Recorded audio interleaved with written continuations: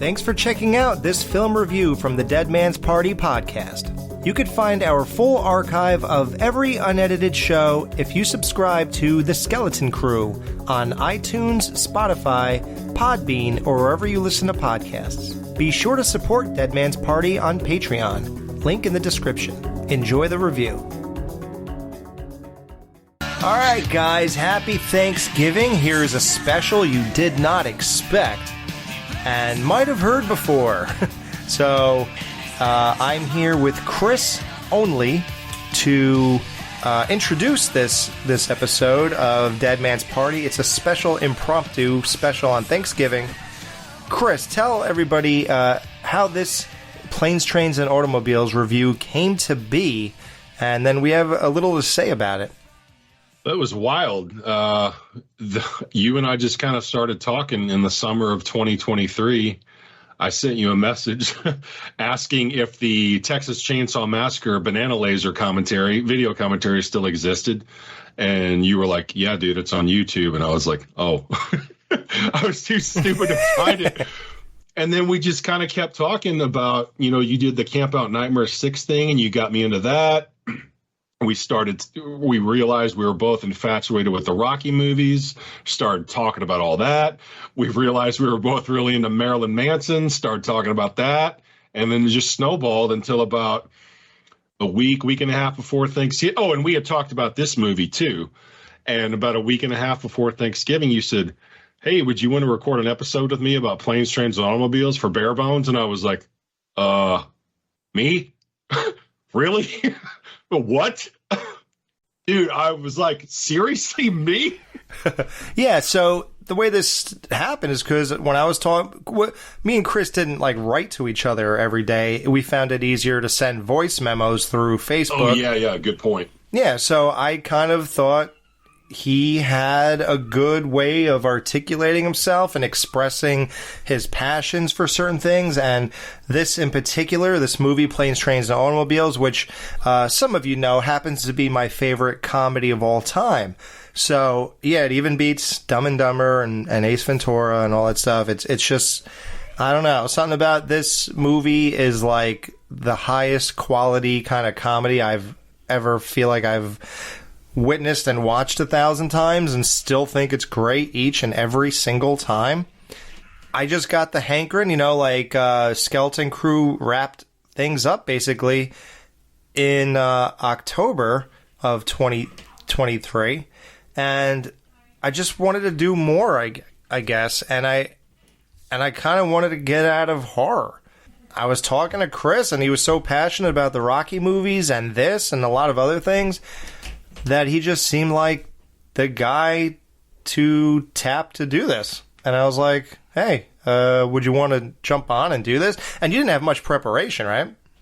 No, I didn't have a webcam. I didn't have a microphone. I had to buy all that shit. I didn't know what the fuck I was doing. You were like, just take notes, make talking points. What do you want to talk about? So I also had to get out of my comfort zone of only watching this movie on Thanksgiving Day, which is my tradition. So I watched it about a week before to take notes, because you and I recorded this, I believe, the Sunday before Thanksgiving. I know it was November 18th. 18th, yeah. 18th, yeah. So a little over a year ago. Right. But yeah, it was wild, man. I'll never forget how fucking terrified I was when you hit record and I knew I was being recorded for you to put out for people to listen to. I was just like, holy fuck, this is actually happening. Yeah, this is kind of how it all started. Oh, absolutely. This is the genesis right here. Listen, when we recorded this, I did not have any intention on spending the next year doing a podcast that was non-horror. I did not have any intention on anything that have to do with Dead Man's Party. That Rocky was the real genesis, if you want to call it that. But that's true. I don't know if we would have got there without this. Oh, no way. No. This was the seed that planted everything. Right. And I'm honored that it is my favorite comedy, and I'm honored that his favorite movie was the true kickstart of Dead Man's Party with Rocky. So, so we're going to start it up. Now, I guess you want to give a disclaimer that, or did you already kind of No, I didn't. So people, if you have not heard this and you're only used to hearing me for like the last 3 months or 6 months or 9 months or whatever, this is not me. This is the virgin Chris Taylor when he's popping his podcast cherry, not knowing what the fuck he's doing. Okay. It's very different. So please do not judge me after hearing this, because this is 12 months old. Can you believe that, dude? It's been a fucking year since this. No. Never in a million years did I see the next 12 months unfolding the way they did. I know. You know, I got to meet fucking people like Neil, Aaron Duncan. You brought the Ghoul in, and we just fucking clicked from the start, and we knew right then, this is it. We're going forward with this. Mm-hmm. And then we had guests like Matt Wazell. We recorded with Christian. We recorded with Matt. I mean... Oh, Christian was huge. I've been in fucking hog heaven for the last... Oh, dude, without Christian, this never would have happened. It would never would have happened. No, absolutely not. Shout out Christian. Yeah, I think if me and you just did the Rockies, I'm not sure the enthusiasm would have been there.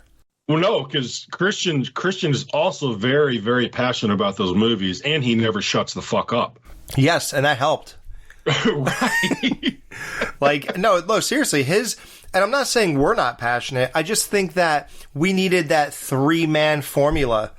For sure. Like, if it was just me and you on Rocky, I don't know. But that's no slight against you or anything. No. I feel totally the same way. Yeah, I don't think I perform well with just one other guy either.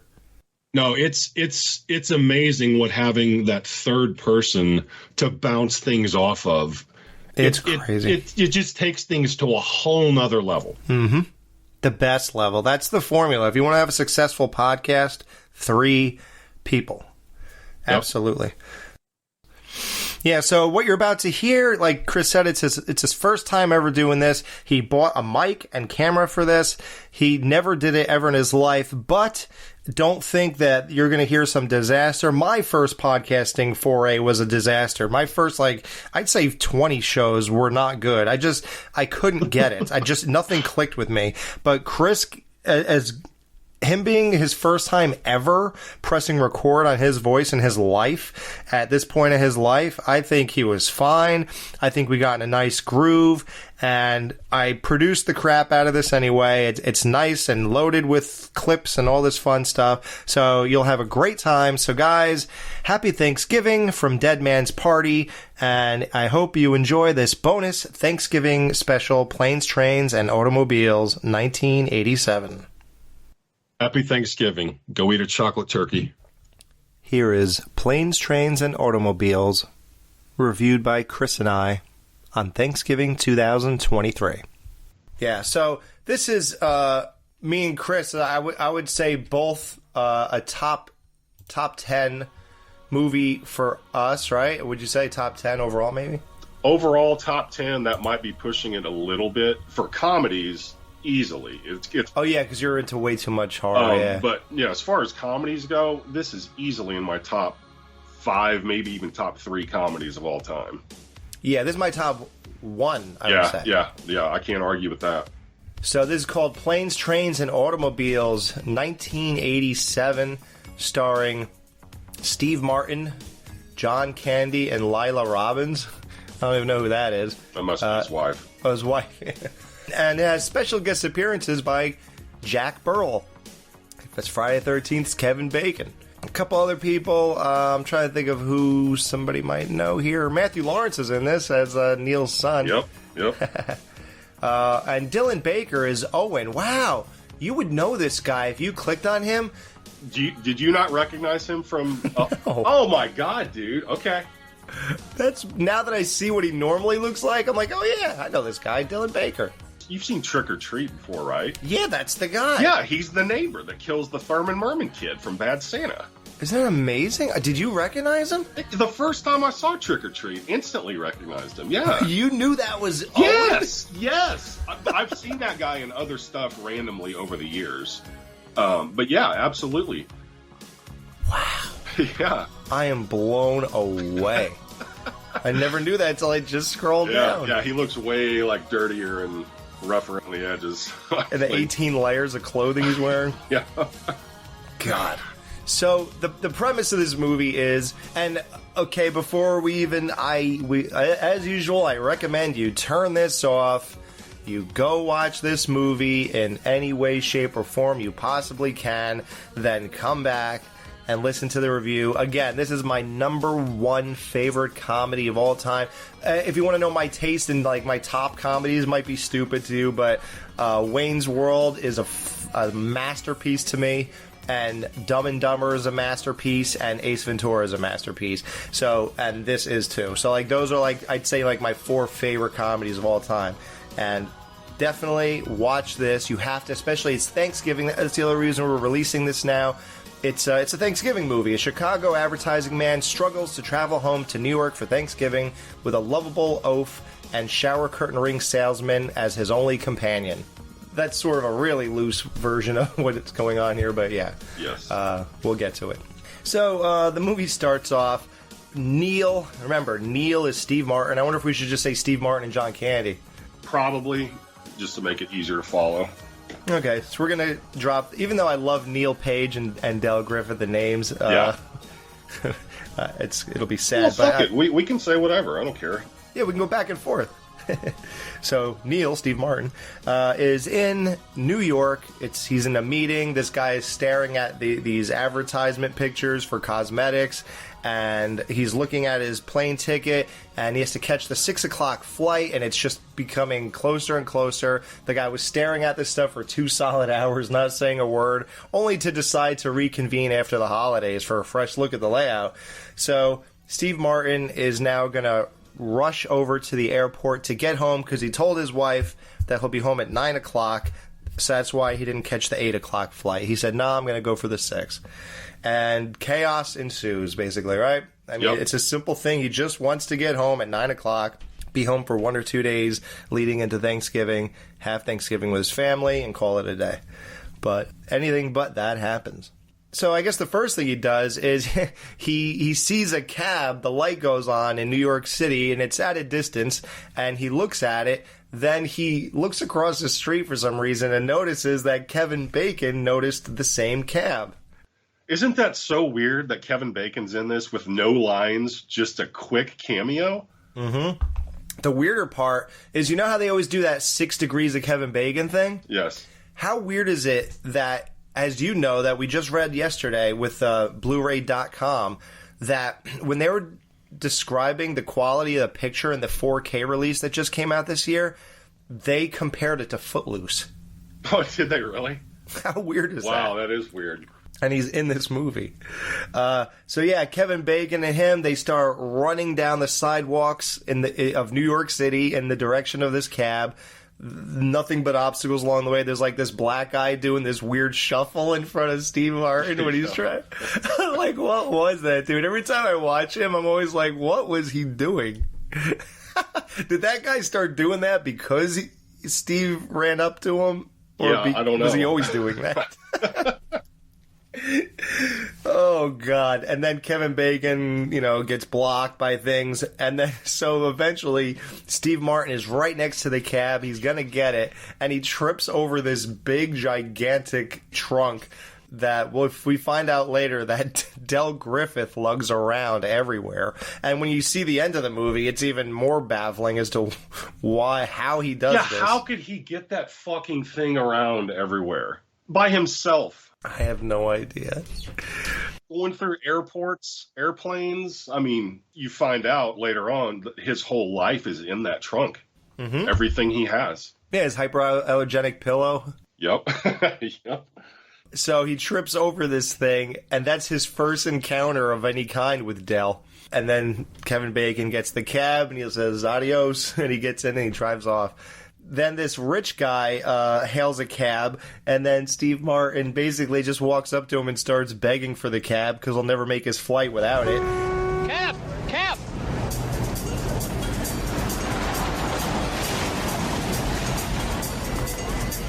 Sir? Sir? Excuse me. I know this is your cab, but I'm desperately late for a plane, and I was wondering if I could appeal to your good nature and ask you to let me have it. I don't have a good nature. Excuse me. Come on! Could I offer you $10 for it? 20. I'll give you $20 for it. I'd say 50. All right. Anyone who'd pay $50 for a cab certainly pay 75. Not necessarily. All right, 75. You're a thief. Close. I'm an attorney. Have a happy holiday. This will help. So as this is all happening, Del sees this cab just pulled over, waiting for this guy to get in, and he hits the hood, he puts his big gigantic trunk in the back, and by the time they exchange money and words, he turns to go in the cab and it drives off and Del's in it.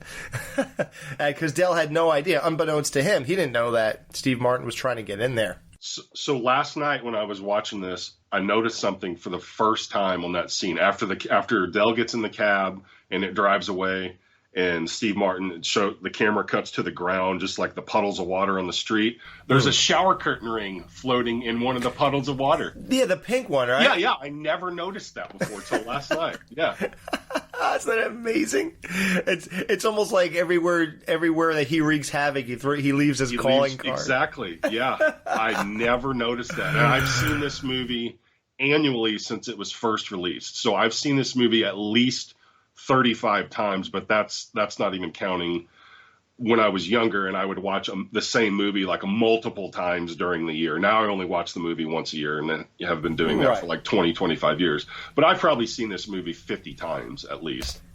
Yeah, I would say the same. I used to watch it whenever I felt like it, and then I watched it as a Thanksgiving thing. I think you get to a certain age where, again, that's like my argument with like even like the Halloween movies, how I always try to push the idea of just watching them in October. And I only do that because I feel like people who don't do it, I think they would feel that special feeling I feel like every October when it's time to break them out again. Yeah, exactly. It's the anticipation of, oh my God, I'm going to get to watch Halloween in a couple weeks, you know? Yeah, it's great. Yeah. Now, my friend Gary, he'll fire up Halloween 2 like in fucking March or April. And I'm like, dude, I just can't do that. My brain is not wired that way.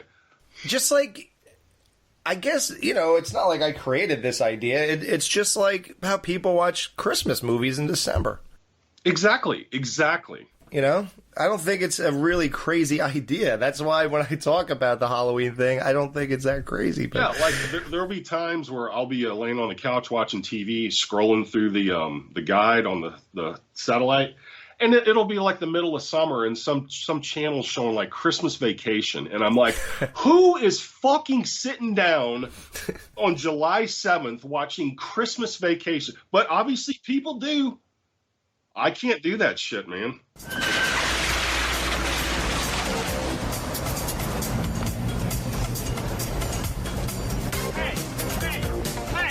Hey, that's my cap! That's my cap! Come here!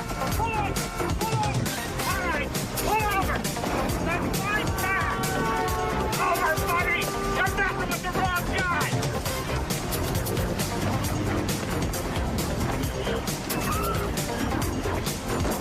All right, you son of a bitch, this is my cab! Ow!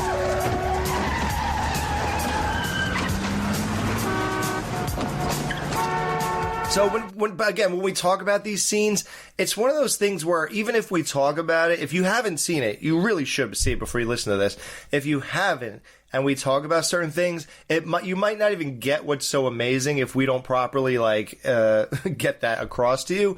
But it's one of those movies where every scene is great, right? Like there's something great about each and every single scene. It's either the characters that are in it, like the way the actors bring those characters to life, the way they're so properly casted, the way it's shot, the way Steve Martin's face is, the way he reacts, the way Del is, how he's like a lovable oaf but so annoying at the same time. Like, there's so much to each scene that's drenched in all of these things that make them all great and all memorable, right? There's not a slow part in this movie for me. There's not a scene where I'm like, okay, can we just get through this part real quick? Everything feels necessary to me that's in the movie and pertinent.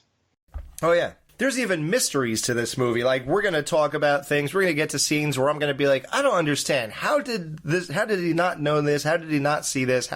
So there's a lot of that too. Now, so Steve Martin and John Candy see each other. They're sitting across from each other at the airport, and they both recognize each other, but they don't know why. And then Steve Martin has the flash of John Candy with the cab door around his head, and he's like, oh, like surprise. And it's when he stole his cab earlier. Steve Martin chased him down the street until they got to the first red light and just opened up the door, and he's like, all right, you son of a bitch, this is my cab, out. I love how he says that. Oh my God. And then the guy just drives away, and the door slams on Steve Martin, and they run over his suitcase that drops on the floor and everything. Oh, it's just great. So he recognizes Del and why he knows him, and then Del's like, Man, I know you, don't I? And I know you, don't I? I'm usually very good with names, but I'll be damned if I haven't forgotten yours. You stole my cab. I've never stolen anything in my life. I hailed a cab on Park Avenue this afternoon, and before I could get in it, you stole it. You're the guy who tried to get my cab. I knew you, yeah. You scared the bejesus out of me.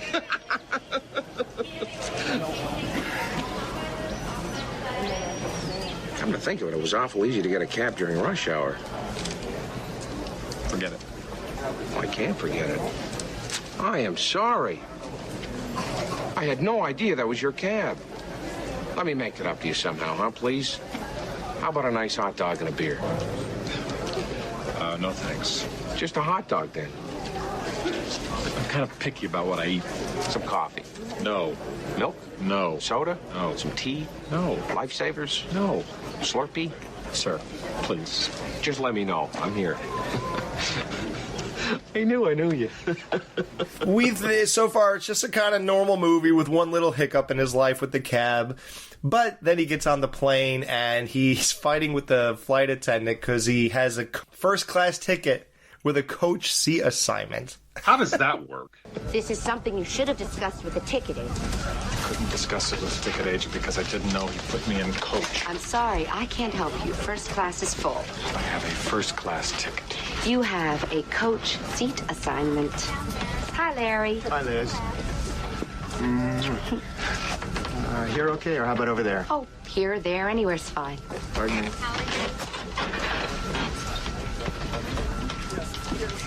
Save your boarding pass and you'll get a refund on the difference. I don't want a refund. I want a seat in first class where I was booked and ticketed over a month ago. Look, I have had just about enough of you. Now take your seat. Oh, you've had about enough of me. First you delay me, then you bump me. I can't wait to see what happens next. Is this a coincidence or what? Have a seat.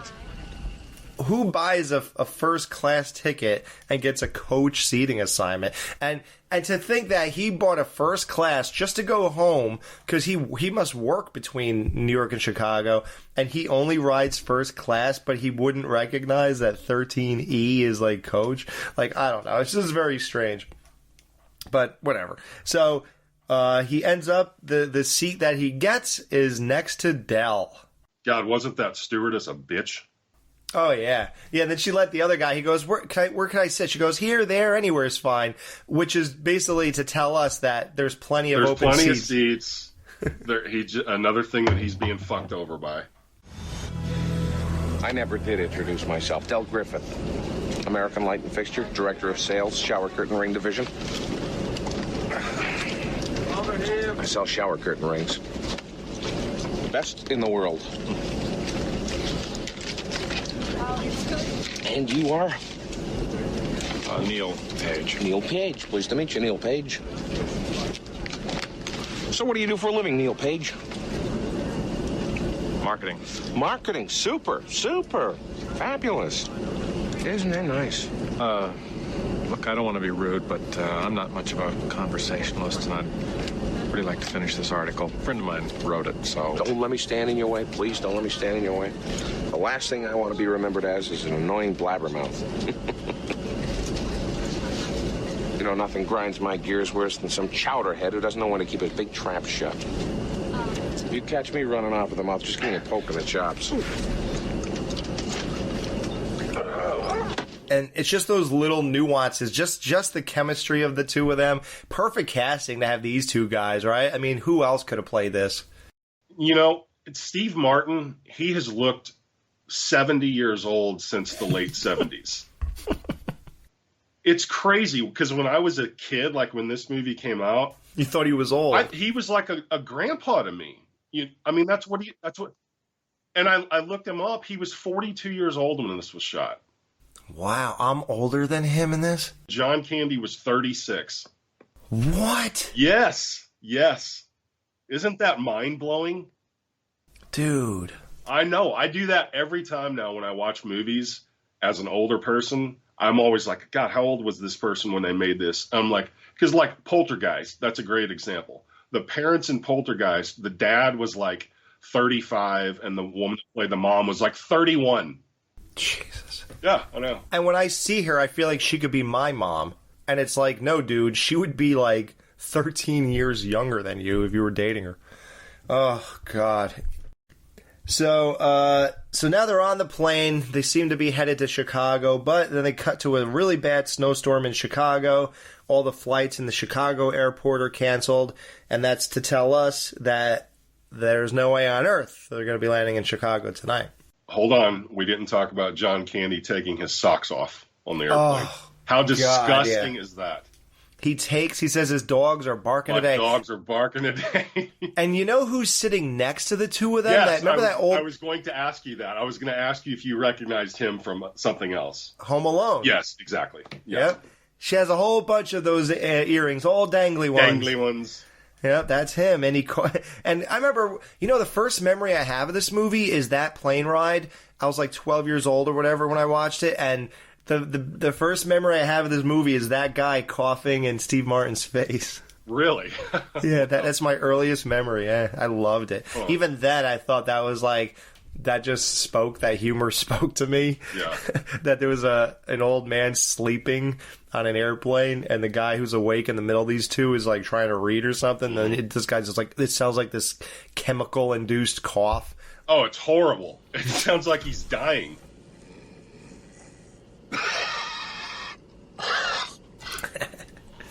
Oh, that's amazing. So they land in Wichita. So his wife says this weird comment when he explains to her that he didn't land in Chicago. She goes, "What's going on, Neil?"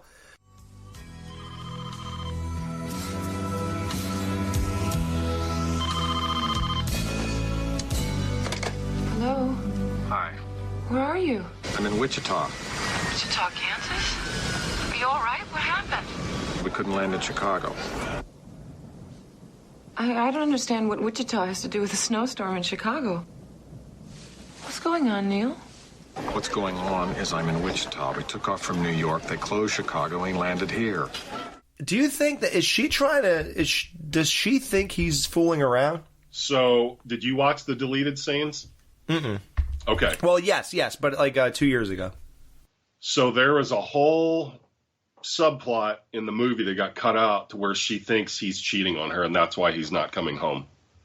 Wow. There's a scene with the wife and her mother at the house, and they're sitting at the kitchen table talking, and the mother looks at her and says, "What's the truth?" And the wife says, "People fall out of love. He doesn't love me anymore. It's all right. I accept it. I'm just going to put my best front on, give the kids as warm a loving holiday as I can. Come Friday morning, we're gone. He paid for the house. He can share it with his darling Dell, whoever she is." Wow. Yes, I never knew that until I watched that last night. Now, how glad are you that this was cut out? Oh, yeah, that would give it a completely different tone. Ugh. Yeah, I'm so glad they didn't leave that in the movie. And it's funny because not only would it do that, but it would interrupt our fun with the nagging wife. That's true. Because we know he's not cheating, so now it just makes her look like insane. Right. So it takes away that wholesome feeling, and it would take away the feeling at the end. Exactly, because she wouldn't know that he wasn't cheating on her until he actually got home with Dell and she actually saw Dell. So she wouldn't know until right in that moment, oh my God, he's not cheating on me. He was telling the truth. And you'd have to go through that whole thing. Yeah, and this explains that moment at the very end when when they walk in the door, they cut to her and she's like lifting her head and she looks like she's been crying. Oh, for sure, yes. So I said to my wife, I go, what was she doing? And then my wife goes, it looks like she just snorted a line of coke. And then she lifted her head up and then the doorbell rang or something. And then, but yeah, that explains it. So she must have been off somewhere crying about her situation and instead, yeah, wow, that's funny. Yeah, it's so weird. So even though that cut doesn't make much sense, it's still, we don't care. We just assume she's crying because her husband's not home now. Exactly. But you're right about how she says, what's going on, Neil? Right there, you can tell she's like, okay, something's up. But then they never touch on that again, though. So it does kind of stick out as being odd. Right. Neil.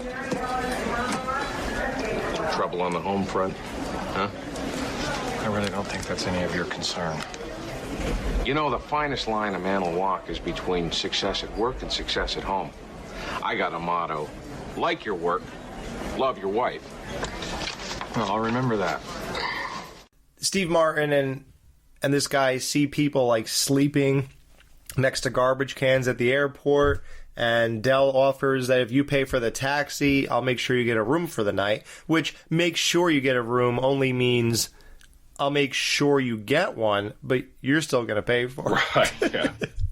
So he gets them a cab. I guess he knows everybody. He knows this guy Doobie. He's got connections everywhere. Everywhere. He knows everybody. He sold them all shower curtain rings. Doobie's Taxiola. It's basically the taxi from hell. It's what is the car? It's a red Bonneville. It's on hydraulics. It has like these it looks like curtain dangly ends to all the windows. It has like all these skeletons and skulls and everything else. It's like really funny. And the taxi dude looks like some 50s greaser who's like 55 years old now. No, you recognize that actor from other stuff too, right? Yeah. So he's in Home Alone. Yeah, right. He's the cop that the mom calls. And then, did you ever see the John Candy movie called Armed and Dangerous, where he's a security guard from 1986? Oh, okay, he's in that too. That's a funny movie. Yeah, you should check that one out. Yeah, Doobie's awesome.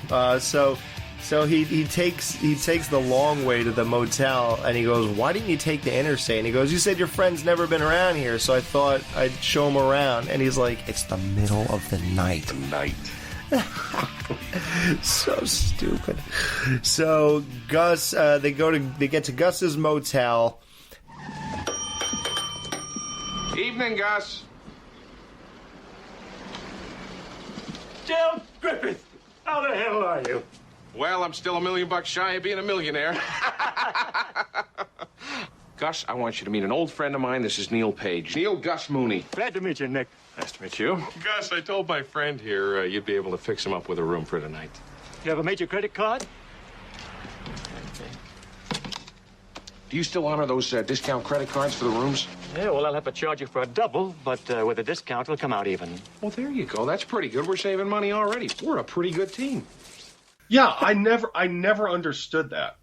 So basically, he's going to charge him for a more expensive room, but with the discount, it'll be right back to normal. Yeah. So he's not saving anything. Exactly. I never got that. So when he says, "I'll charge you for double, but it'll come out even," it's like, no, I don't want to come out even. I want to save money.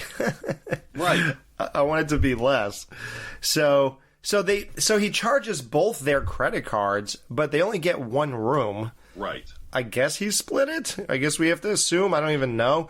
And when he hands them back their cards, he swaps the cards and they get each other's card because they both, for whatever reason, look identical except for a line going through this big circle on one of them. Oh, I never picked up on that. Oh, wow, really? So yeah, they swap credit cards unknowingly to everybody.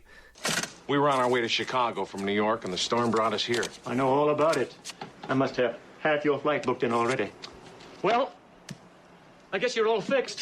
So, there you are.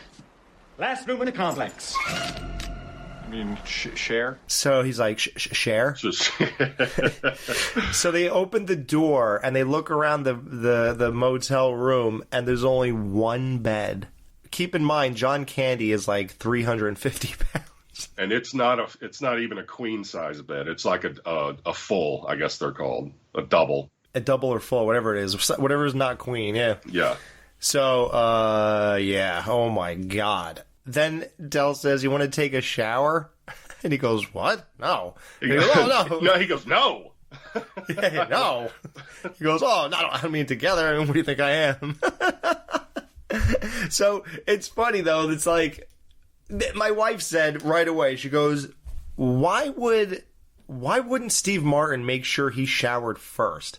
As anal as he is, would you even want to follow this big kind of disgusting mess in the shower? Like, even regardless of any of his habits, you wouldn't want to follow Del anyway.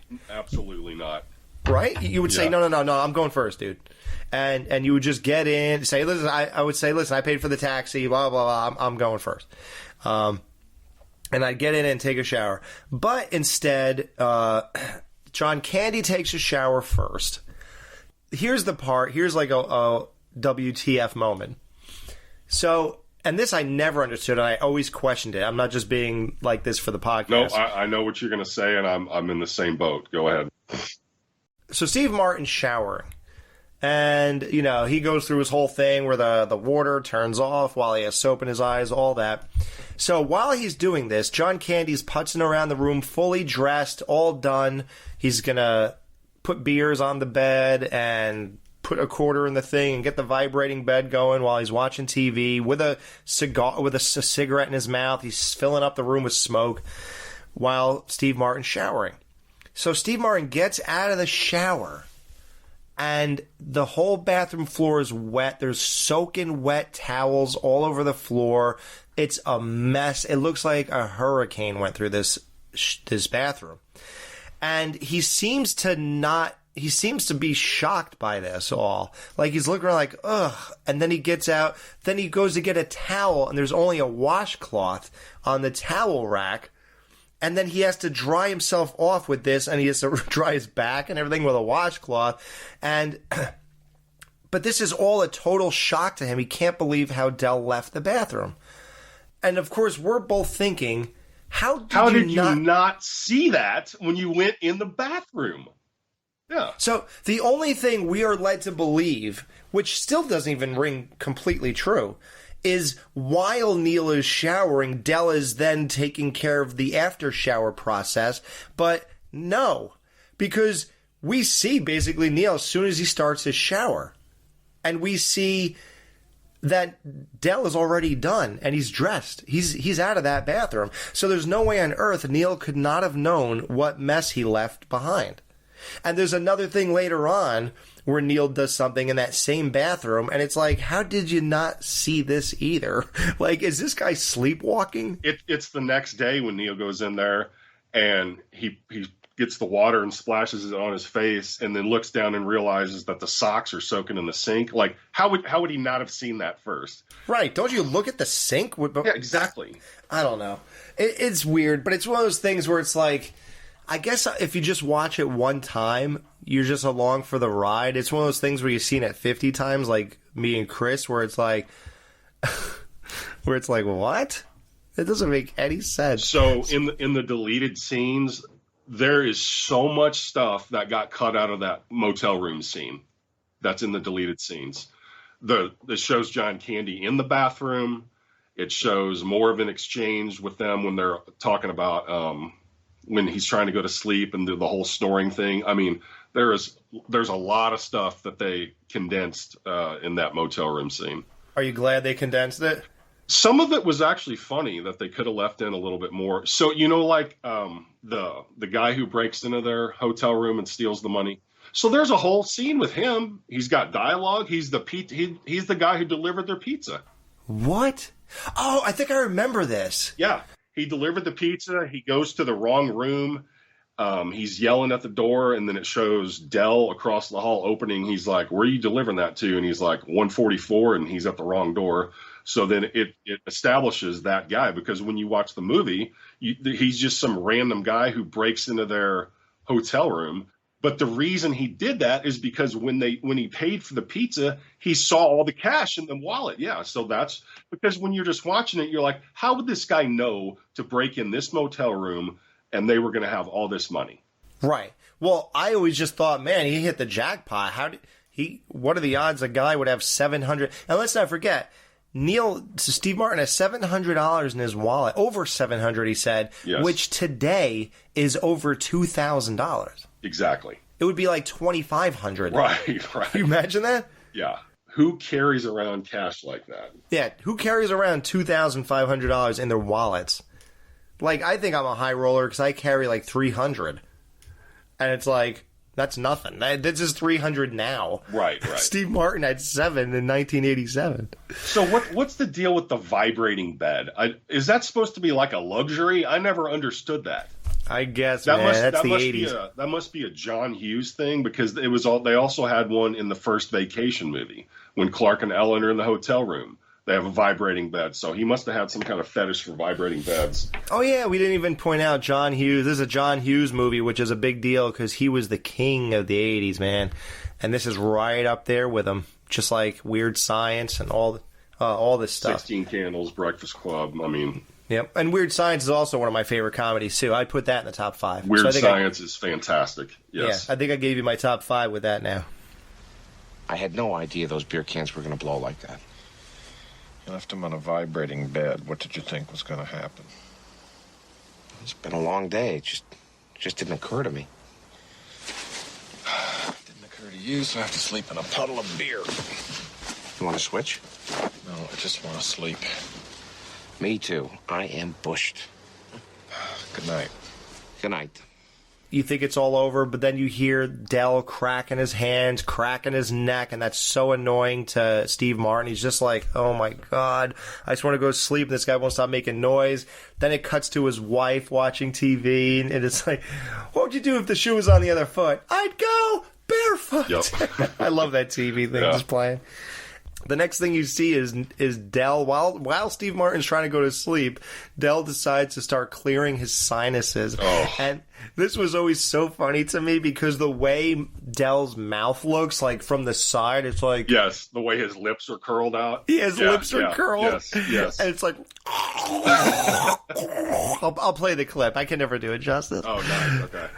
Is resuming at O'Hare Field, and flights will be moving out of there very shortly.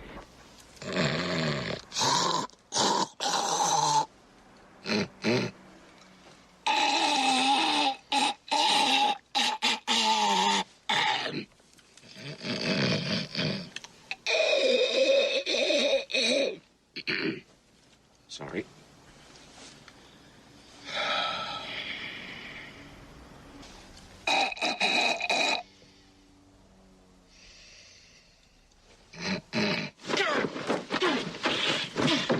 Why? What? That's it. If I don't clear my sinuses, I'll snore all night. He does the one more nose clearing, this and that. And he just gets up, he ruffles the sheets, he starts putting his shirt on. He goes, what? Gee, if your kid spills his milk, what do? Slap him in the head? What? What is that supposed to mean? You're not a very tolerant person. Look, you've been under my skin since New York, starting with ripping off my cab. God, you're a tight ass. How'd you like a mouthful of teeth? Oh, and hostile, too. Nice personality combination. Hostile and intolerant. That's borderline criminal. Screw you. You spilled beer all over the bed. You smoke. You mess up the bathroom. Well, who let you stay in the room? I even let you pay for it so you wouldn't feel like an intruder, which you most certainly are. Oh, I'm an intruder. Yes, you're an intruder. I was having a perfectly nice trip until you walked into my life. I walked into your life. Who was that who talked my ear off on the plane? Who was that? I'm curious. Well, who told you to book a room? I did, out of the goodness of my dumb old heart. Boy, you're an ungrateful jackass. Well, go ahead, sleep in the lobby, see if I care. I hope you wake up so stiff you can't even move. You're no saint. You got a free cab, you got a free room, and someone who'll listen to your boring stories. I mean, didn't you notice on the plane when you started talking, eventually I started reading the vomit bag? Didn't that give you some sort of clue, like, hey, maybe this guy's not enjoying it? You know, everything is not an anecdote. You have to discriminate. You choose things that are funny or mildly amusing or interesting. You're a miracle. Your stories have none of that. They're not even amusing accidentally. Honey, I'd like you to meet Del Griffith. He's got some amusing anecdotes for you. Oh, and here's a gun so you can blow your brains out. You'll thank me for it. I could tolerate any insurance seminar. For days, I could sit there and listen to them go on and on with a big smile on my face. They'd say, how can you stand it? And I'd say, because I've been with Del Griffith. I can take anything. You know what they'd say? They'd say, I know what you mean. The shower curtain ring guy. Whoa. It's like going on a date with a chatty Cathy doll. I expect you to have a little string on your chest, you know, that I pull out and have to snap back. Except I wouldn't pull it out and snap it back. You would. And by the way, you know, when you're telling these little stories, here's a good idea. Have a point. It makes it so much more interesting for the listener. You want to hurt me? Go right ahead if it makes you feel any better. I'm an easy target. Yeah, you're right. I talk too much. I also listen too much. I could be a cold-hearted cynic like you. But I don't like to hurt people's feelings. Well, you think what you want about me. I'm not changing. I like me. My wife likes me. My customers like me. Because I'm the real article. What you see is what you get. Then he lays back in bed. Steve Martin feels like a total douchebag for going off on this guy. And then it's so funny because, like, it's like this big emotional moment. And then when Steve looks back up at him, John Kenny's looking, then he, like, turns his head back to the pillow because he was, like, looking to see his reaction. Oh, it's so great. So then Steve Martin gets back to bed. Everything settles down. They just totally forget about it. That's when the pizza guy, which you don't know that, comes in, steals the cash out of their wallet. Did you recognize the thief from anything else? God, no. Who's he? So, have you seen Summer School? Yeah. So he's Dave, you know, Chainsaw and Dave, the two guys that are obsessed with the horror movies, Texas Chainsaw Massacre. Wow. He's the guy with the blonde hair. Wow. Yeah. Nice. Hey, you're good at that, man. You should play like the 6 Degrees with everybody. I've seen Summer School probably just as much as this movie, so. Oh, wow. Yeah. So the morning comes, and while the camera pans across the bed, they're cuddling with each other. Neil is holding Del's hand. Del is like spooning with Neil, and then Neil wakes up to John Candy kissing his ear. And he's like, why did you kiss my ear? Then they have this whole moment where they have to like reassure themselves that they're heterosexual men.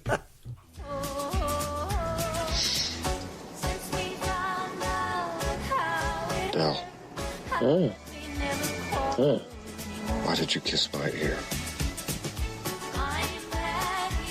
Why are you holding my hand? Where's your other hand? Between 2 pillows. Those aren't pillows.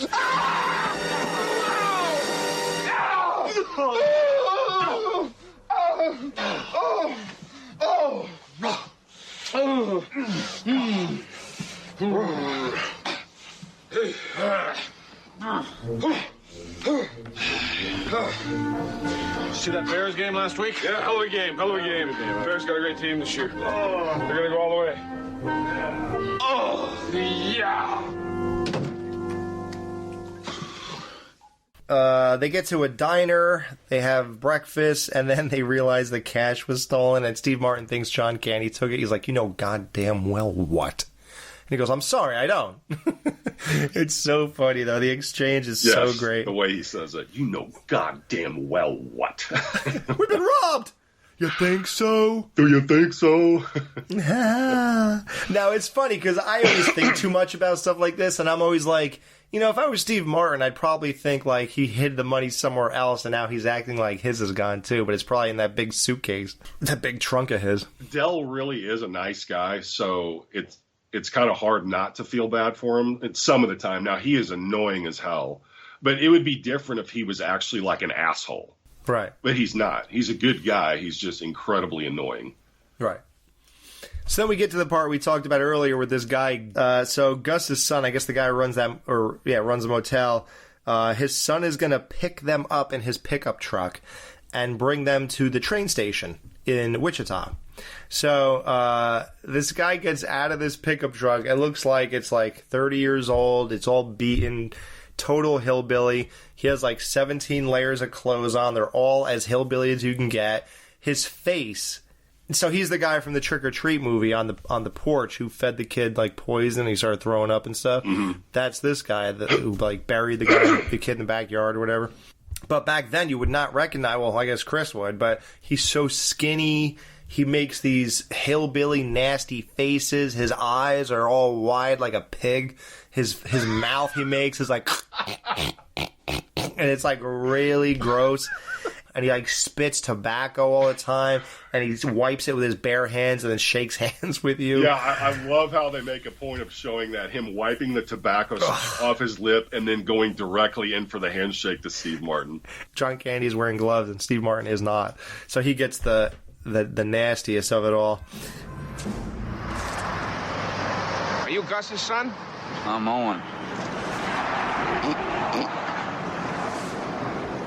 You the shower curtain fella? Yeah, Del Griffith. How are you? This is Neil Page from Chicago. Hi. Pleased to meet you both.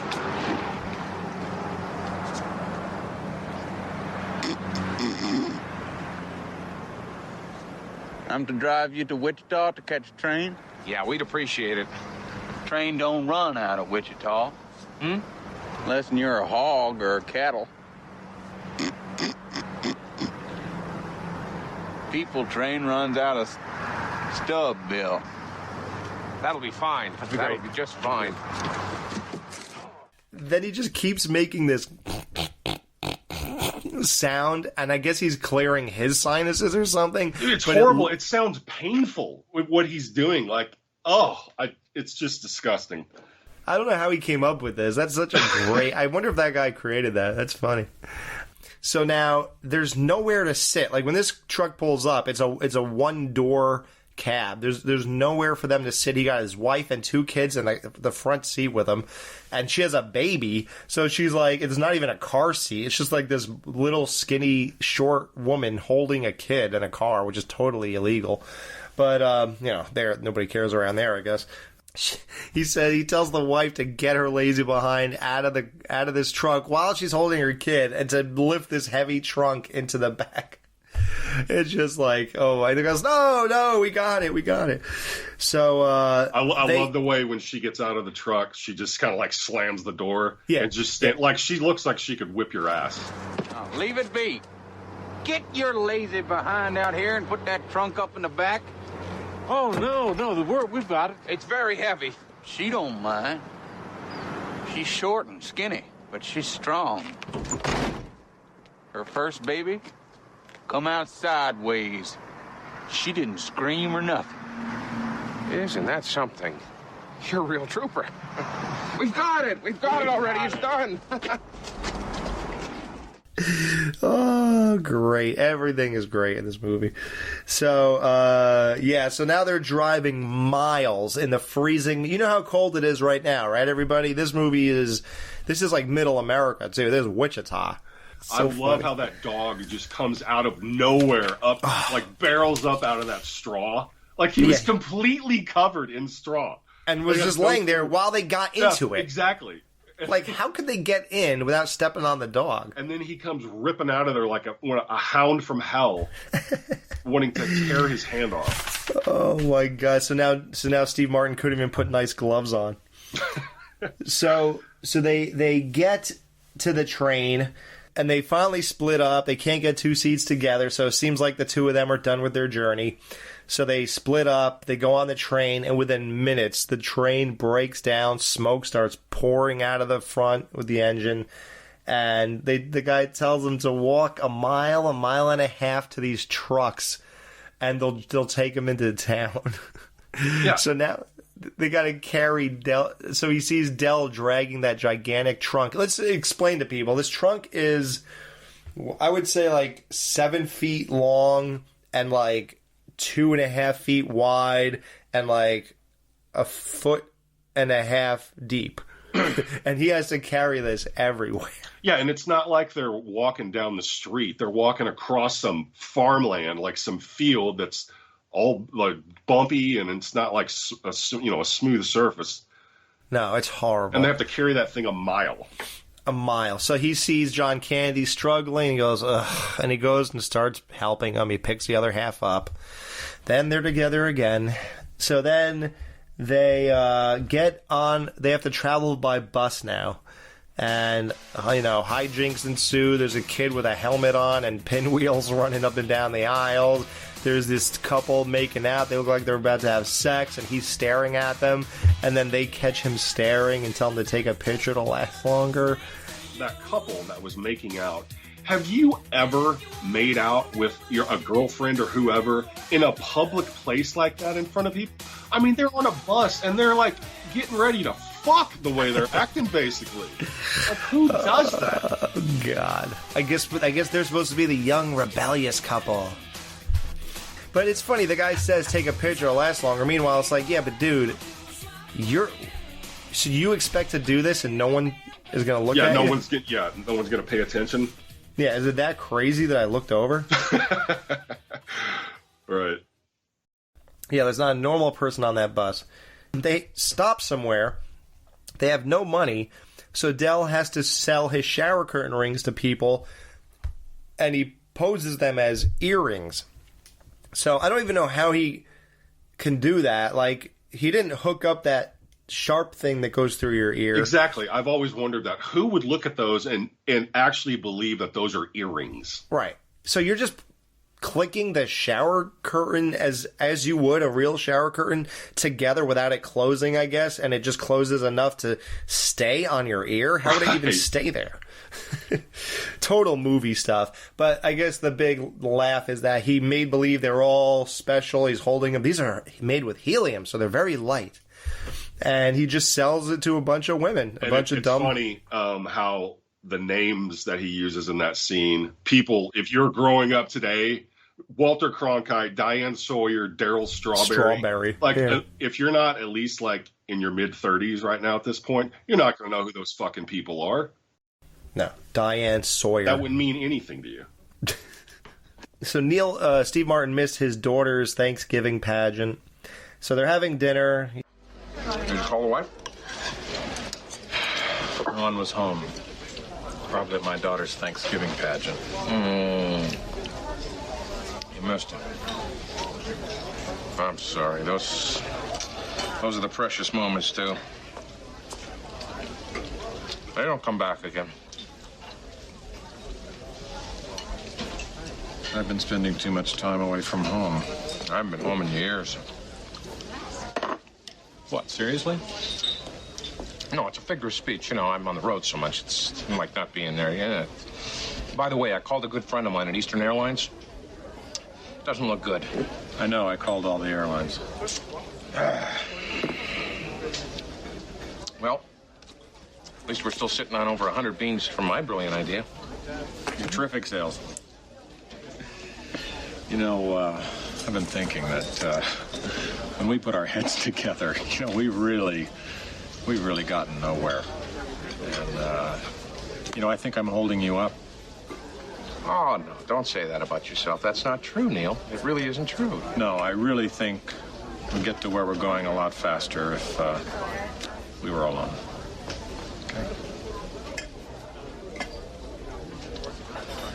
Okay.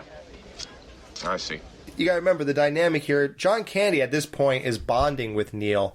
They've been on an adventure together as far as he's concerned, because Del really has no sense of urgency going on. So for him, this is kind of an eventful life. It's kind of exciting, I guess, or something for him. You know, he tells Neil, I haven't been home in years, which seems like a throwaway line until you get to the end of the movie. Del's been bonding with Neil this whole time, but Neil is just going through hell the whole time. So for him, it doesn't feel the same. It just feels like this isn't fun. This has been horrible. And plus, Steve Martin's been losing most of the money here. This is all just horrible for him, and just like maybe just normal for Del. I think I'm just going to take care of this, and I think I'm going to get going. I appreciate that. Yeah, that's fine. That's it's just harder for two people to travel, Yeah, sure it is. And if you got reservations? Yeah, I know what you're saying. Thanks for the mail. Yeah, okay, that's all right. And I think I arranged some of this too. No. Take this. Del, I told you I do not feel like taking your money, Del. Take the money, buy your kids a chocolate turkey or something like that. I don't want the money, okay? I'm just going to leave it there. I got enough for my kids. Then leave it. If you want to leave it, fine. That's okay. I'm done, okay? I've got to get going now, so if you'll excuse me, I got things to do. Good luck to you, and I hope you get home soon. I'll see you. Yeah, sure you will. Even with all the emotions going here, John Candy still pays for the dinner they just ate, because we all know Neil can't, or he could. I guess he could use a credit card, but he pays for it, and he basically takes half the money he made from the shower curtain rings, and he gives that to Steve Martin. Just think that Del still did that, even with his feelings the way they were at that moment. Exactly. Again, it shows he is really a good guy. Right. So Neil tries to rent a car from Marathon Car Rental Agency. The bus brings him to the lot, and he goes, space V5. And you recognize him, right? Or at least the voice, the bus driver. Well, what's the voice? He's he's in Weird Science. Oh, wow. And then he's also in Rocky 3. He's the bum down in the alley that Paulie's like, I'll squash it. He's like, nah. Yeah, you sterno bum. Yeah. That's him. Wow. Man, you're good. You're good at that. So Steve Martin starts walking to his rental car with his ticket, V5. He walks. By the time he goes through V1, 2, 3, 4, he gets to V5. He looks up. It's just an empty spot with a skid mark on it. Oh my God. It is like unbelievable. And the music cue, they keep playing that. Wow, right? That was really good. That's exactly what it sounds like. Yeah, they play that over and over. Over and over, and it's always when things... I guess it's supposed to be their version of wah, wah. Well, that's exactly what I thought last night when I was watching it. Yes, it's every time something bad happens. It's a... Yep. Over and over. And it's... and it just keeps going. And it's really great. I'll say this, let's talk about the soundtrack for a second, even though we should in a few when they're on their ride. But even before we get to that, let's talk about the soundtrack as far as the score. The score is out of this world, perfect for this movie. When it's always that drums, like when they're running to get him and Kevin Bacon to get that cab. It's so good. The soundtrack is so good for this, and so fitting in that that we keep talking about. That's so good for this. And then but we'll get to the actual songs played later. I'd rather get to it when John Candy's having his big moment. Yes. So he gets back to the agency after running across an airport, a highway, the airport runway, and all this other stuff. So he gets to the lady who's having the greatest good old time, and this woman is, if you watched Back to School, her name is Marge Sweetwater or something like that. Yep. And she's also in Ferris Bueller. Ferris Bueller, yep. Yeah, the Grace. She's the secretary. The redhead? Yeah. Yeah, yep. So she's an 80s staple of some of the good stuff. So he goes up to her. She goes, "May I help you?" Welcome to Marathon. May I help you? Yes. How may I help you? You can start by wiping that fucking dumbass smile off your rosy fucking cheeks. Then you can give me a fucking automobile, a fucking Datsun, a fucking Toyota, a fucking Mustang, a fucking Buick, 4 fucking wheels and a seat. I really don't care for the way you're speaking to me. And I really don't care for the way your company left me in the middle of fucking nowhere with fucking keys to a fucking car that isn't fucking there. And I really didn't care to fucking walk down a fucking highway and across a fucking runway to get back here to have you smile at my fucking face. I want a fucking car right fucking now. May I see your rental agreement? I threw it away. Boy. Oh boy, what? You're fucked.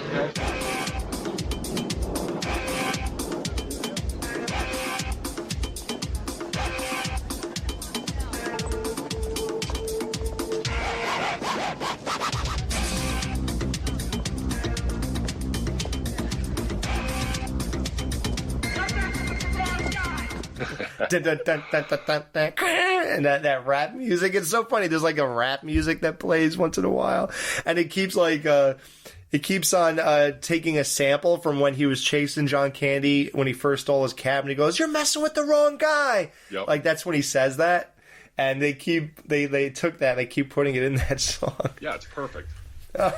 So good. I like the woman behind the desk before he even starts going off on her. She's on the phone with like one of her family members talking about what they're gonna like cook for Thanksgiving and stuff, and he's just standing there seething.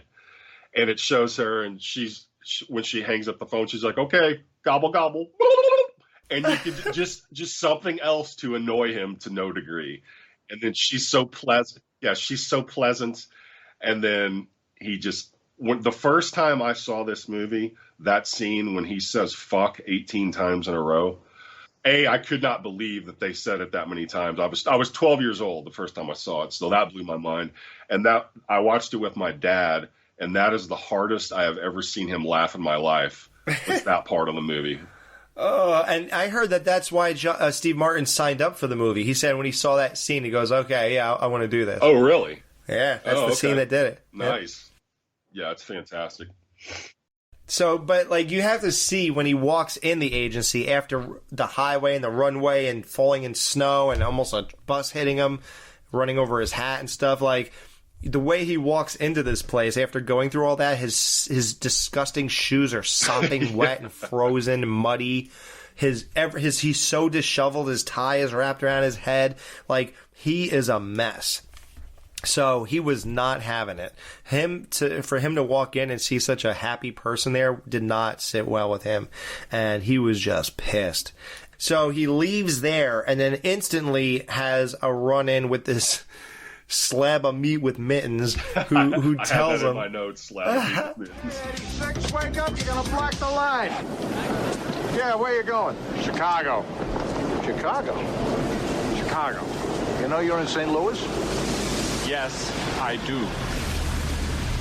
Why don't you try the airline? It's a lot faster and you get a free meal. If I wanted a joke, I'd follow you into the John and watch you take a leak. Now, are you going to help me, or are you going to stand there like a slab of meat with mittens? And that guy snaps.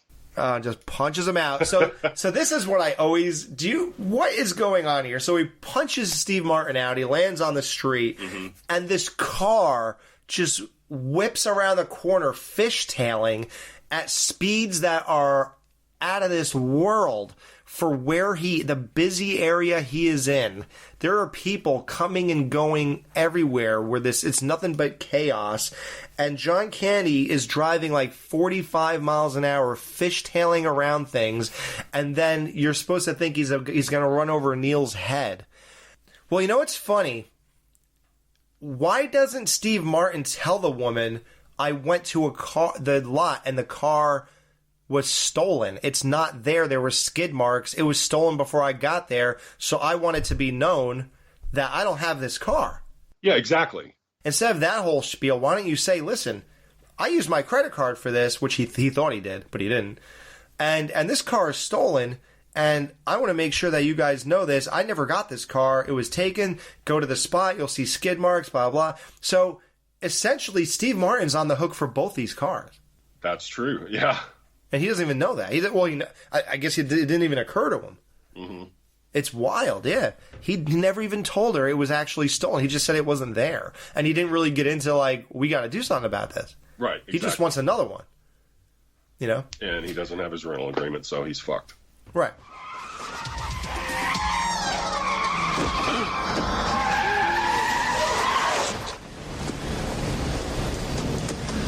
What are you doing? I almost crushed your head like a melon. Hell? Get your car out of here! Yeah, just a minute, okay? Get it out of here! What is your problem? You insensitive asshole. Can't you see we got an injured man down on the street? Now I'll move my car, but I want you to help him up. No! My pleasure.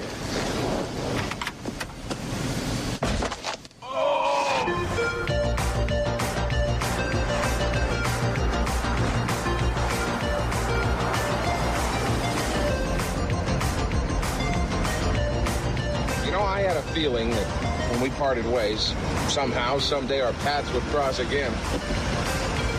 Are you all right? I've never seen a guy get picked up by his testicles before. Lucky thing for you, that cop passed by when he did. Otherwise, you'd be lifting up your schnuts to tie your shoes. I'm sorry. That's terrible. Do you have any idea how glad I am I didn't kill you? Don't you have any idea how glad I'd be if you had?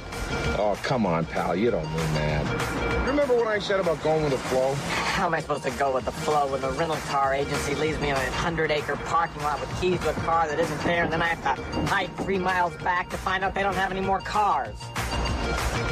I got a car, no sweat at all. Well, Bill, you're a charm to me. Nope. Oh, I know. You just go with the flow. Like a twig on the shoulders of a mighty stream. They're driving at night. Del messes up the car seat. He keeps fooling with it, so it's no longer going to work. And Neil's driving. He says, well, you stop doing that. He says, I have a bad back, blah, blah. Neil is now in the passenger seat, and it's broken, and it's like, it's doing all this fake stuff where it goes side to side, and then it goes so forward that his head hits the windshield. Yeah, it's like, what car ever created their seats move like that? Yeah, side to side. It's and so it just dumb. front to back, like in a blink of an eye. It's not even like a slow recline. It's like boom. Yeah. Yeah, and we're supposed to think Del broke it that much just by fooling with it too much. So Neil finally, Steve Martin gets to sleep, and then we get to him having a blast with the mess around. Oh, that scene's great. The way he's playing the piano on the dash, playing his thumb like a saxophone. And all the smoke is billowing out of his face with the cigarette. So then when the song's over, he flicks the cigarette out the window, but the wind takes it back into the car and lands on the back seat. And then that's like, oh boy. Like, because everything that's been going on in this movie, that's going to go somewhere. Del does this, and this is another WTF moment where you're just like, what is going on? Del goes to take his heavy coat off. He goes to take it off, and his coat gets caught at the wrists on the side of the car seat, his one arm. So then he goes to take the other arm off, and he does the same exact thing on the other side. Now, what would you do in this situation at that moment? Hit the brakes. Right. Slow the car down. We've been saying this for 20 years. Like, me and my wife, at least for 13 years. The first time she saw it, she goes, why doesn't he just slow down? Exactly. So instead, he proceeds to drive 70 miles an hour with both hands clasped behind him, basically. Can you imagine the panic that would be setting in if that actually happened and you could not touch the steering wheel? Dude. Even if you wouldn't slow down, I'd be like, hey, Neil, wake the fuck up. You need to grab the wheel. I can't, my arms are hooked. Yeah, he doesn't do anything. He thinks as if he'll get in trouble if Neil finds out his arms are clasped behind his back. Right. No, Neil would be thrilled that you told him and you averted death. He wouldn't care. Exactly. He'd go, "Oh my God. Okay, here. Yeah. Okay, slow down." Got it, yeah. Yeah. No. So Neil, John Candy decides to, on his own, to figure out a way out of this. So he drives with his legs, which you would think if he's doing that, then his feet can't even be pressing the gas. So how's the car still going that fast, right? Cruise control, I guess. Oh my God. So then he eventually doesn't want to go through a stop sign. He rips his arms free. The car does 360 like 5 times. And then Neil wakes up. He goes, "What happened?" He goes, "Oh, we almost hit a deer." So he's still lying to him. Then he gets back on the ramp. He goes down the ramp he just came up. And the stop sign is facing the wrong way. So that's telling us that they're driving on the wrong side of the highway. Have you ever seen someone actually do that? I have. I've seen a car going the wrong way down the interstate. Yes. Oh my God. I was in high school. We was on the bus headed to a football game out of town, and there was some dude on the other side of the interstate driving the wrong way. It was unreal. It was at night too. Wow. Yeah. Amazing. I wonder what happened. I wonder what became of him. It does happen. Yeah, I don't know.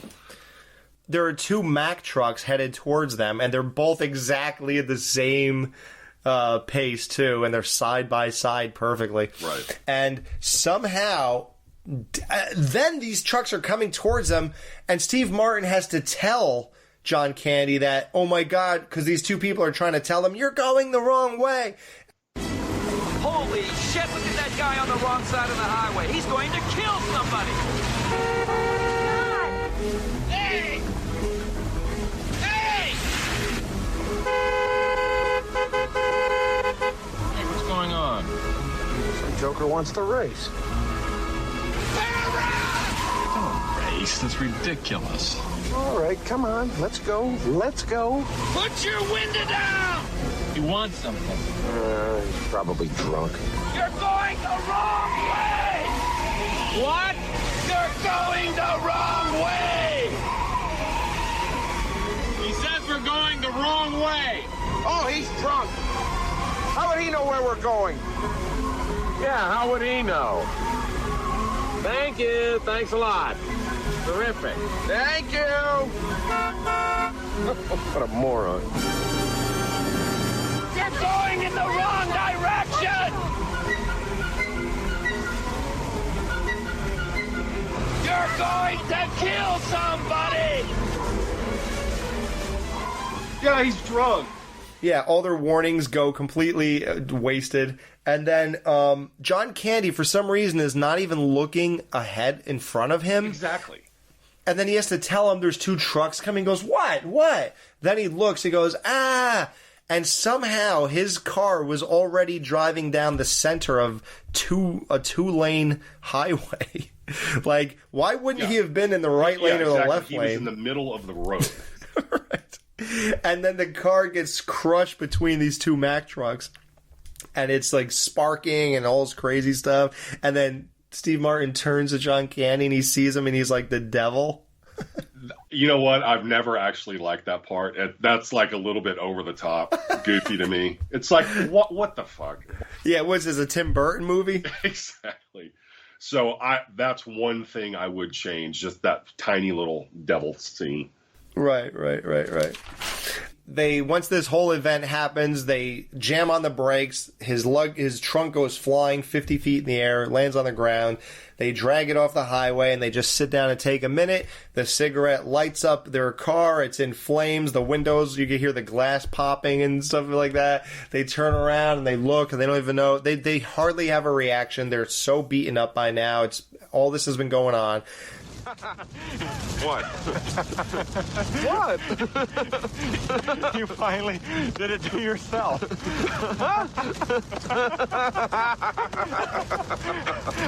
I mean, good luck turning the car. I mean, they're going to be happy as pigs and shit to see you.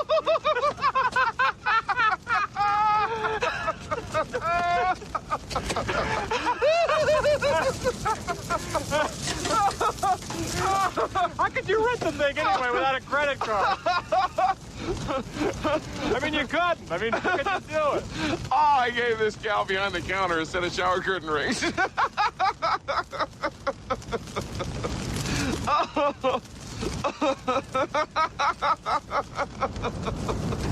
Can't rent a car with shower curtain rings, though.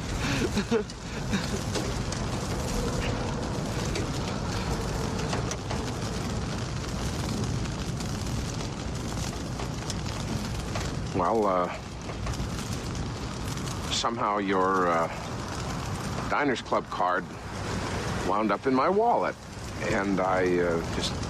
You stole it! Not exactly. You stole no, I swear on my life I know did. you stole it! I did not you steal stole your my card! And then you rented a car, and then you burned it up! I did not! I found it in my wallet! I knew you stole it! I thought you put it there! Why would I put it there? Kindness? Kindness? Kindness? You stole it! He stole it! No, I didn't! No, I didn't. I was going to send it back to you with whatever the rental car charge was, plus interest. But you didn't give me your address. What was I supposed to do? You just ditched me. I had no money. I had no cards. I had nothing. Give it back! I can't. Why not? Because why? Because when we stopped the gas up, I put the card back in your wallet. Are you mad at me?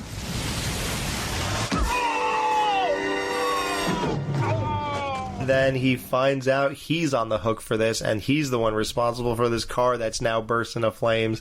And he punches John Candy in the stomach, and then they get to this motel. They're driving in this car that was in flames. It's still hot. There's no upholstery on the seats. It's just the metal of like the bones of the seat, and it's like a griddle. Well, first of all, that car wouldn't even be drivable. Like, it wouldn't even turn on. There's no way. Right. But, and then also, you couldn't even sit on, you know how fucking hot that metal would be? I mean, you'd have to sit there and wait a long time for that son of a bitch to cool down. Oh, it'd be daytime by then. Absolutely. And then, how do you think the fire went out? Do you think it just burned itself through the car? Do you think they threw snow on it or something? Yeah, I never actually thought of, how did the tires not melt? I don't know. So the car was all banged up even after it went through the two trucks. So now it's also burned to a crisp. Yes. So they get to this motel. He's done with Dell. He doesn't even want to share the room with him anymore. He goes, "You get your own room." And he hands the guy his burned up credit cards because his wallet was in the glove compartment while the car was on fire. So he hands him these burnt up crispy credit cards, and the guy goes, "I need a major credit card." I have Diners, Visa, and a gasoline card. These aren't credit cards. All right, I'll pay cash. Cash. $42.50.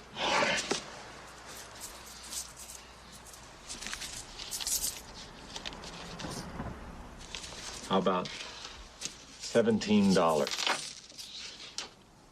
I can't do that. Please. Have mercy. I've been wearing the same underwear since Tuesday. I can vouch for that. I don't own the place. $17 and a hell of a nice watch.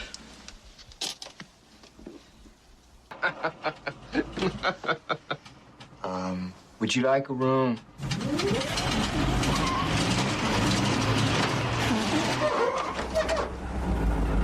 I got a slight problem here. I don't have the $42.50. Do you have $17 and a good watch? No, I don't. I have $2 and a Casio. I'm gonna have to say goodnight, So, in a weird, unrelated, well, it's kind of related topic. So, this is funny. This recently just happened. You heard that Shakira was cheated on by her, husband or something recently? Yeah, I saw that. and it was a big thing. So she knew because like a certain drink was drunk out of the fridge that only she drinks. Correct. And like she knows he would have never drank, because that's how she figured it out. So she wrote a song about the guy who cheated on her, and she says you traded in like a Rolex or whatever for a Casio. Oh, really? So Casio put out a statement that said, you know, like, we know that you're talking about our watches like they're pieces of shit. Well, we'll have you know that our customers, blah, blah, blah, blah, blah. And it says, and our watches will last longer than your relationship or whatever. Like, they, like, did this big jab back at her. And I was thinking, and when I read that, the first thing I thought of was like, wait, she's not the first person to make fun of your watches. They did this in Planes, Trains, and Automobiles like 35 years ago. Right. They showed that the Casio was a piece of shit then. Like, you guys can't be shocked that Shakira made a reference of a Rolex compared to a Casio. Wow. Like, come on, guys. This isn't the first time you heard this. So, yeah, that guy, the innkeeper, is amazing, isn't he? Like, his faces, his delivery, just great. He goes, I'm going to have to say goodnight. And then he walks away. Yeah. And Dell doesn't get a room. So Steve Martin's in this nice, cozy, warmly lit room. It has 2 beds, and he's all alone. He's all comfortable in there. And then they show John Candy outside in the parking lot, sitting in this bare car. Remember, there's no roof really. There's no windows. There's nothing. And it's snowing. And he's sitting on these, like, hot seats of metal. Well, Marie, once again, my dear, you were as right as rain. I am, without a doubt, the biggest pain in the butt that ever came down the pike. I meet someone whose company I really enjoy. What do? I go overboard. I smother the poor soul. I cause him more trouble than he has a right to. Steve Martin looks out the window. He feels sorry for this guy. He goes, how did I ever get, hooked up with this guy? And he opens the door. He's like, you're going to freeze out there. And then Dell turns around, looks at him. Then they cut to this fun moment. They're both at ease. They're both reflecting on everything they've been through. They're drinking those airplane bottles of alcohol. They have bags of Doritos. Now, is that a good combination or what? Probably not. You ever drink a bunch of airplane bottles of alcohol? Every weekend. You do the airplane bottle thing? Oh, yeah. I have, yes, there's a liquor store here in town that's got a bunch of different types of alcohol in those little 99-cent bottles. I probably have 25 of them right now. Dude, you should have drank them while you're doing this review and had your Doritos. If we would have been reviewing this on a Saturday, I would have. Oh, man. Yeah, that is amazing. Yeah, back when I used to drink, nothing made me happier than to be drinking while I was watching this scene. That was always my thing. Really? Oh, yeah, because I felt like I was there with them. Yeah. Were you drinking last night while you watched the scene? Absolutely. Amazing. Yeah, just great.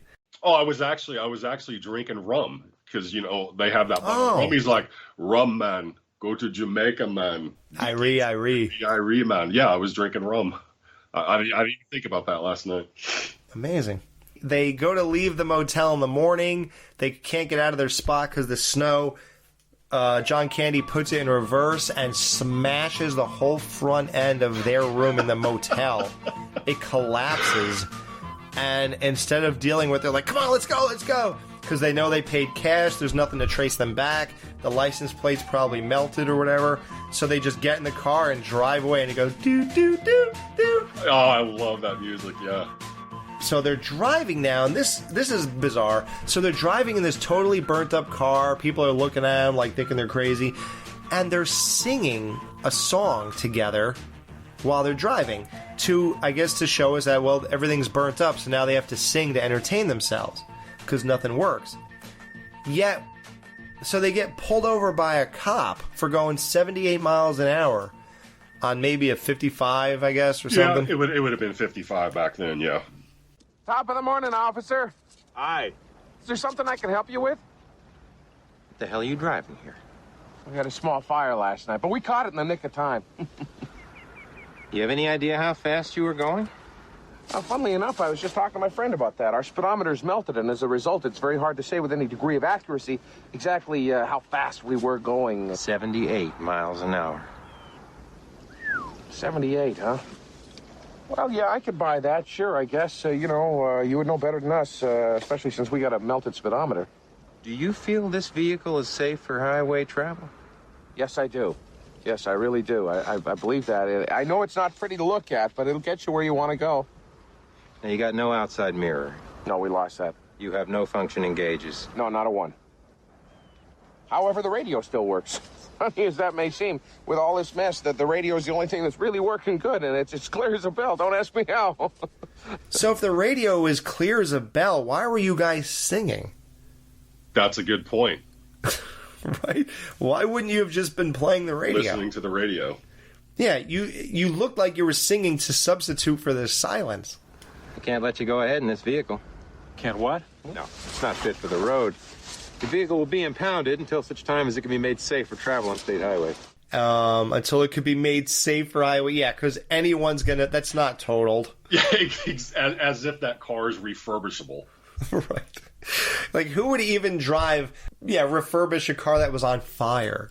Right. What a way to put that, right? I mean, that car is nothing but a skeleton, basically, at that point, with tires. And, like, the tires are wobbling, the panels are flapping in the breeze, yeah. I love the way that family just looks at him when they drive by. They're like, what in the fuck are you driving? That's great. Okay, officer, I admit it. I broke the law, and for that I'm really sorry. I am. It'll never happen again. You got me there, and I won't argue with you one iota, I swear. However, if you impound our car, I'm going to be unable to get my friend here home in time for his Thanksgiving dinner. So Del, here's one of the other mysteries of the movie. Del gets out of this guy's big tractor trailer for, like, cheese delivery for a company or whatever, and he gets out of the cab and he goes, hey, the guy is going to give us a ride back to the train station to get to Chicago, but he doesn't want people sitting up in the cab, so you have to sit in the refrigerated back. But when he does this, Del has this black eye as if he were punched in the eye. Now, it's totally unexplained, and I remember looking it up years ago. Now, did you look anything up about it, or did you see anything in the deleted scenes you just watched? I'm looking at my notes right now. I'm trying to see if there was anything about the punch. Okay, so here it says it's actually from a deleted scene shot of the scene where Del tells Neil he didn't get the insurance for the car that has just destroyed. Neil reacts by punching him in the face. Now, I did watch all the deleted scenes, and I also didn't see anything where he punched him in the face. Oh, okay. Yeah. So I just couldn't remember, like, how you knew the pizza guy and all that. I couldn't remember that much detail, but I do remember being insanely disappointed because when I was looking for the explanation of the black eye, it was not there. Now, real quick, so the guy who's driving the truck that they're getting ready to ride in, they only show his face real quick, like when he reaches over to close the door.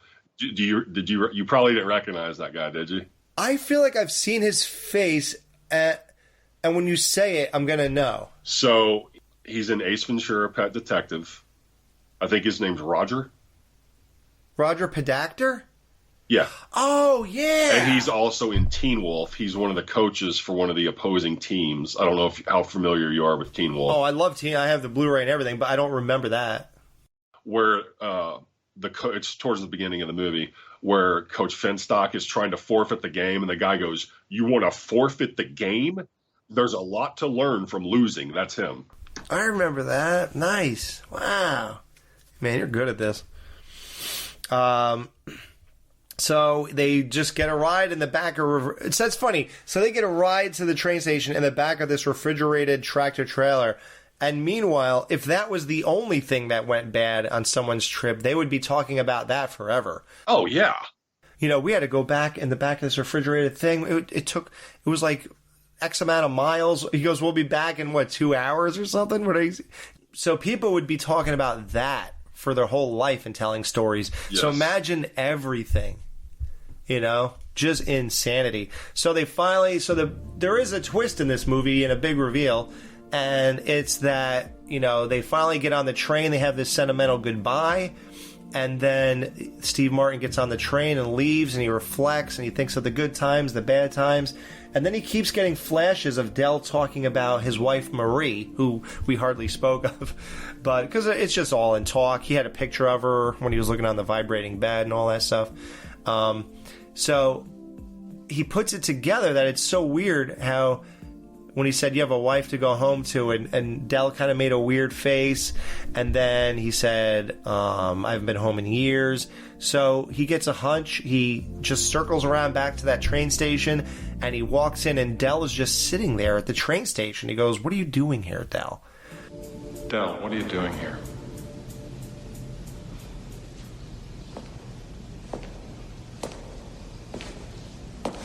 You said you were going home. What are you doing here? I don't have a home.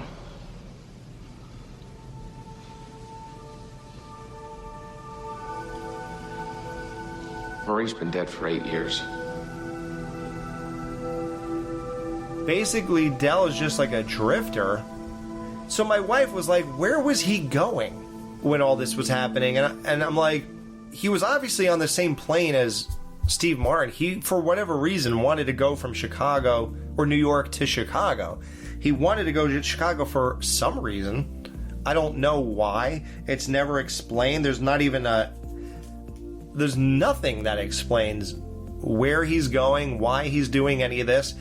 He basically just wanted to take the journey with Neo because like I said, he bonded with him. He found friendship, this and that.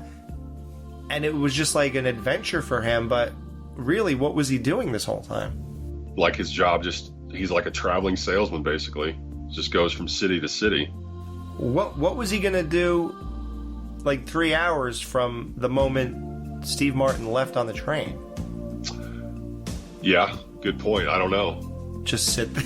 like when he comes back and he's literally just sitting there like he has nowhere to go and nothing to do. He's just sitting there.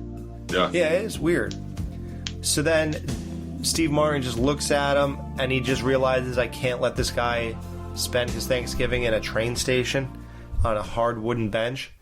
So the next shot is them walking down the street with a trunk in their hands. They open the door. The family's happy to see Steve Martin, and the wife is upstairs doing something.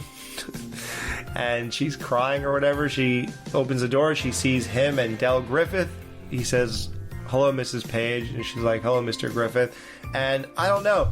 I guess we're to believe, does John Candy, is he going to live with them? Or is he just spending Thanksgiving and then they're going to try to...